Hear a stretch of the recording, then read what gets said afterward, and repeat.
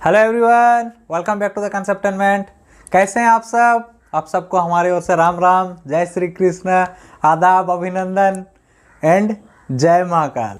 तो चलिए फिर डिस्टेंस, टाइम एंड स्पीड का आज कुछ क्वेश्चन आंसर्स करेंगे। बेसिक लेवल के और थोड़े डिफिकल्ट लेवल के सब तरह के क्वेश्चंस रखे हैं और सबको हम लोग सॉल्व करेंगे सो ट्रिक तरीके से। मजा आने वाला है। 2-2 सेकंड में इतने बड़े बड़े क्वेश्चन सॉल्व होंगे ना, मजा ही आ जाएगा। तो चलिए फिर क्लास को शुरुआत किया जाए। हम हैं राजदीप कुमार और आप देख रहे हैं कंसेप्टेनमेंट। चलिए पहले क्वेश्चन की ओर चलते हैं। पहला क्वेश्चन है, अपनी वास्तविक चाल के 6/7 चाल से चलकर एक व्यक्ति अपने गंतव्य पर 25 मिनट लेट पहुंचता है। उसके पहुंचने का वास्तविक समय क्या है? ठीक है, 4 ऑप्शन दे दिए हैं, 2.5 घंटा, 3.5, 4 और 1.5 घंटा। तो इन चारों में से कौन सा सही ऑप्शन होगा, आइए देखते हैं। सबसे पहले इस बात को समझिए, 6/7 चाल से चलकर, बोलने का मतलब क्या है? 6/7 मतलब 7 में से 6 रह गया है।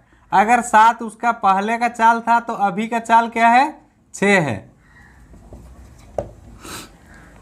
पहले अगर 7 kmph से जा रहा था तो अभी 6 kmph से जा रहा है। रेशियो और ओरिजिनल स्पीड के बजाय 6/7 स्पीड में जाने के कारण उसको 25 मिनट लेट लगता है पहुंचने में।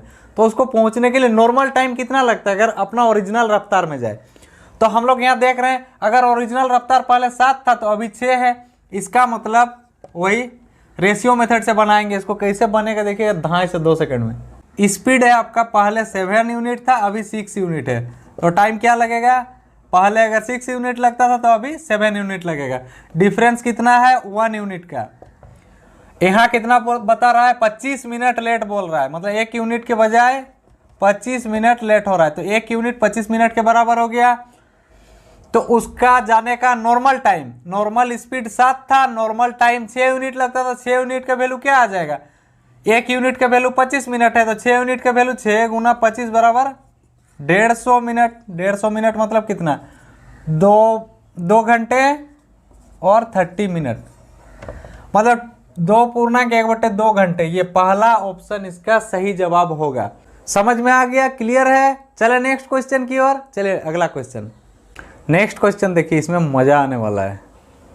2 आदमी क्रमशः ए से बी तथा बी से ए की ओर एक ही समय में चलना आरंभ करते हैं।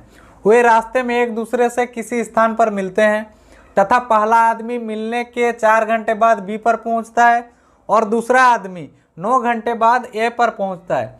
यदि पहले की चाल 36 kmph है तो दूसरे की चाल क्या होगी? आइए इसको सॉल्व करते हैं फास्टेस्ट तरीके से। कितना दिया है? 36, एक का स्पीड है, यदि पहले की स्पीड 36 है, ठीक है, बटा x, और दूसरा का निकालना है। दूसरा आदमी 9 घंटे, 9 ऊपर 4 नीचे, √3/2, 3 12 में 36, 12 दूनी x बराबर 24 kmph। ये हो गया आपका ऑप्शन नंबर 3, इसका राइट आंसर है। ठीक है, ये सॉल्व तो हो गया। अब इसको समझते हैं। चलिए देखिए क्या बोल रहे हैं। 2 आदमी क्रमशः ए से बी तथा बी से ए की ओर एक ही समय में चलना आरंभ करते हैं। मान के चलिए ये है पॉइंट ए और ये है पॉइंट बी। 2 आदमी, पहला आदमी यहाँ से निकलता है, दूसरा आदमी इधर से निकलता है। ठीक है, वह रास्ते में एक दूसरे पर किसी स्थान पर मिलते हैं। एक दूसरे से मान के चलिए ये लोग इस स्थान पर मिले, ठीक है, ये इस पॉइंट पे,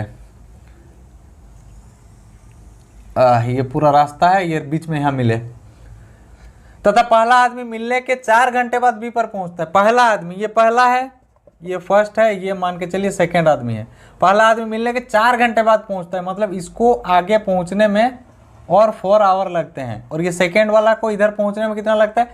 दूसरा आदमी को 9 घंटे 9 आवर लगते हैं यहाँ से ए तक पहुंचने में। पहला का स्पीड क्या है? 36 है। सेकेंड का स्पीड क्या है? नहीं पता। मान के चलिए x है तो फिर ये y हो जाएगा। ठीक है, सेकंड का स्पीड मान लीजिए y। अब देखिए यहां से यहां तक मान के चलिए डिस्टेंस है d1 और इसका डिस्टेंस है d2। क्लियर है मामला? अब दोनों एक ही समय में चलना प्रारंभ किए हैं और एक जगह आके मिले हैं, मतलब दोनों ने समान टाइम तक चला है। दोनों एक जगह एक टाइम पे स्टार्ट करेंगे चलना और कहीं जाके मिलेंगे तो अलग अलग टाइम में तो नहीं मिल सकते हैं। दोनों ने इक्वल टाइम तक चला है, तो इसका मतलब हुआ ये पहला वाला यहाँ से यहाँ तक जाने में कितना टाइम लगाएगा? D1 डिस्टेंस है D1/36। सेकेंड वाला यहाँ से यहाँ तक आने में कितना टाइम लगाएगा, D2 कितना y, इसका कुछ नहीं दिया है। ठीक है, distance by speed equal to time हो जाता है, दोनों बराबर हैं। पहला समीकरण हम लोग को मिला। दूसरी बात, यहाँ से यहाँ तक आने में इस सेकेंड वाला 9 घंटे लगा रहा है, मतलब D1 divided by y equal to 9। और इसको D2 को कवर करने में पहला फर्स्ट पर्सन कितना टाइम लगा रहा है, इधर से जाते हुए 4 घंटे लगा रहा है, मतलब D2/36 इक्वल टू 4 घंटे। ठीक है, अब 3 समीकरण है हम लोगों के पास, इन तीनों समीकरण से y हम लोग को निकालना है। चलिए यहां से देख लेते हैं, D1/D2 मान के चलिए D2 को इधर ले आए, बराबर क्या हो जाएगा, 36/y हो जाएगा। ठीक है, सेकेंड ऑप्शन यहाँ पर देखिए, D1 निकालते हैं, D1 बराबर 9y क्लियर है। यहाँ से निकालेंगे D2 बराबर 36 गुना 4, 36 गुना 4, मामला क्लियर है। D1/D2 कर देते हैं, मान के चलिए D1/D2 क्या हो जाएगा, 9y डिवाइडेड बाई 36 इंटू 4। ठीक है, अब यहाँ से D1/D2 इधर निकला, D1/D2 इधर निकला, दोनों को इक्वेट कर सकते हैं।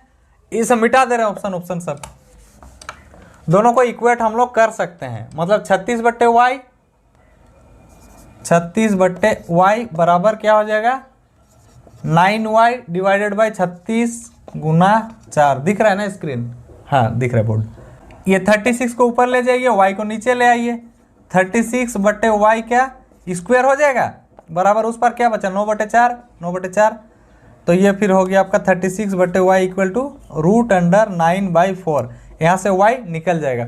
ये होता क्या है सुनिए, बता रहे हैं आपको, दोनों के स्पीड का रेशियो। ठीक है, ये क्या निकला, दोनों का स्पीड का रेशियो पहला और दूसरा का, और उस पर रूट अंडर में क्या आया, पहला का स्पीड अगर ऊपर लिख रहे हैं तो दूसरा का टाइम लिखेंगे, दूसरा का जो टाइम बचेगा, ये 9 घंटे की इसको बाकी लग रहे हैं, सेकेंड वाले को लग रहे हैं ना 9 घंटे, तो 9 ऊपर में जाएगा।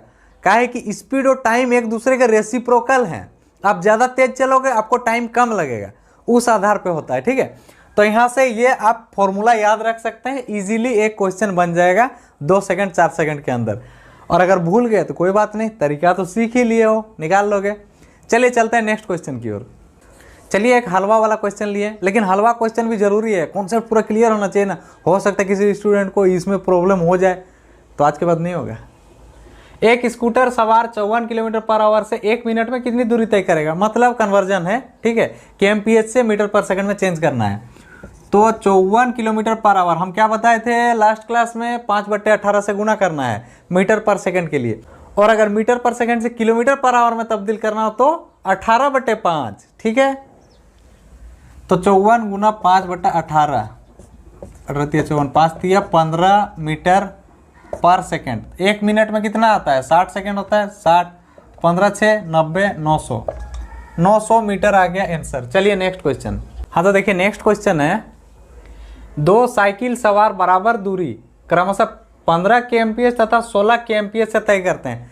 बराबर दूरी, ये भी जितना दूरी तय कर रहा है वो भी उतना ही दूरी से, मतलब सेम डिस्टेंस है। यह दूरी तय करने में एक सवार को दूसरे से 16 मिनट अधिक लगते हैं, जो स्लो चला रहा है उसको 16 मिनट ज़्यादा लग रहा है। यह दूरी कितनी है, कितना दूर वो लोग तय कर रहे हैं, वही रेशियो मेथड, मज़ा आने वाला है।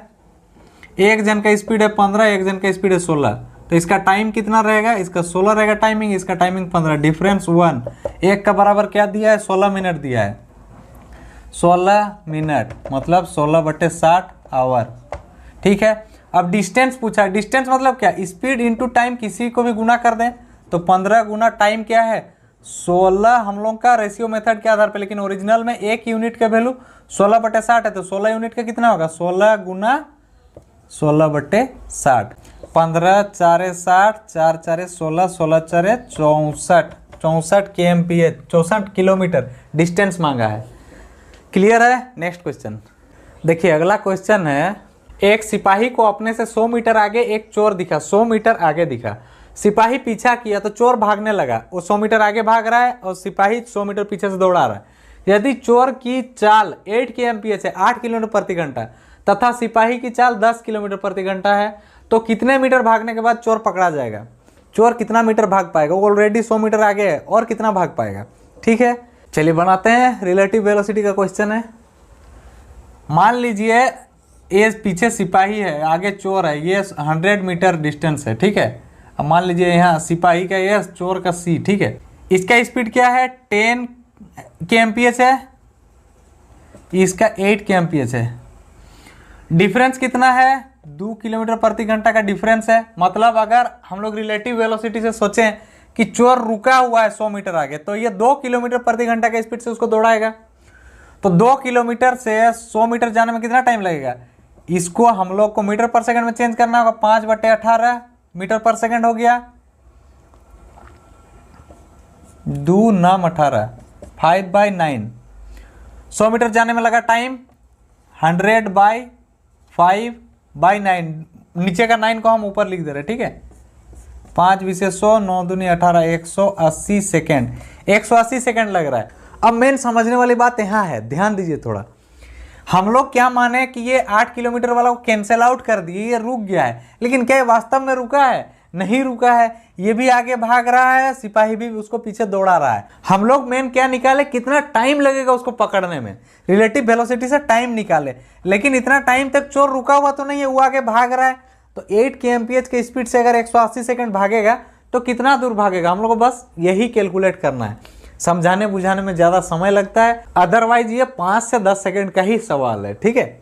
तो चलिए 8 kmph, तो फिर हम लोग को 8 को भी 5/18 करना पड़ेगा, ठीक है। ये निकल गया स्पीड इंटू टाइम कितना? 180 सेकेंड। 18 को 18 से खत्म कीजिए, 8 5 40 और ये 1 0, 400 मीटर। कौन सा ऑप्शन में है? लास्ट ऑप्शन में है, 400 मीटर। तो चलिए आज इतना ही। कैसा लगा क्लास बताइएगा जरूर। अगर मजा आया तो वीडियो को लाइक कीजिएगा, और पढ़ने में सही लग रहा है, चैनल पर नए हैं तो चैनल को सब्सक्राइब करके बेल आइकन को दबाकर ऑल वाले ऑप्शन पे क्लिक कर दीजिएगा। मिलते हैं नेक्स्ट वीडियो में। नेक्स्ट वीडियो रहेगा स्पीड टाइम डिस्टेंस से रिलेटेड रहेगा। मतलब वो ट्रेन रेल संबंधित नहीं रहता है कि 500 मीटर लंबा रेल है, वो इतना सेकंड में एक पोल को क्रॉस किया, उस तरह के क्वेश्चंस को बनाएंगे, ठीक है, नेक्स्ट क्लास में। तो चलिए मिलते हैं फिर नेक्स्ट वीडियो में। तब तक के लिए जय हिंद, जय भारत।